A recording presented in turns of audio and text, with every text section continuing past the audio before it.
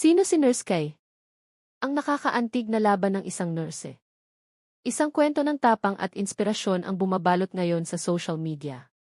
Si Nurse Kay, na nagmula sa Baroy, Lanao del Norte, ay kilala bilang isang nurse na nagbigay ng pag-aaruga at pag-asa sa maraming tao. Ngunit sa isang hindi inaasahang pangyayari, siya naman ang humaharap sa pinakamahirap na laban ng kanyang buhay. Ayon sa mga ibinahaging impormasyon online, si Nurse Kay ay na-diagnose ng stage 4 colon cancer. Sa kabila ng matinding pagsubok, patuloy niyang ipinapakita ang katatagan, pananampalataya, at positibong pananaw sa buhay. Maraming netizens ang naantig sa kanyang kwento at nagpaabot ng suporta, panalangin, at tulong para sa kanyang gamutan. Ang kanyang kwento ay paalala na kahit gaano kabigat ang pagsubok, may lakas tayong matagpuan sa pag-asa, pamilya, at komunidad. Ipadala natin ang ating dasal at suporta para kay Nurse Kay sa kanyang patuloy na laban.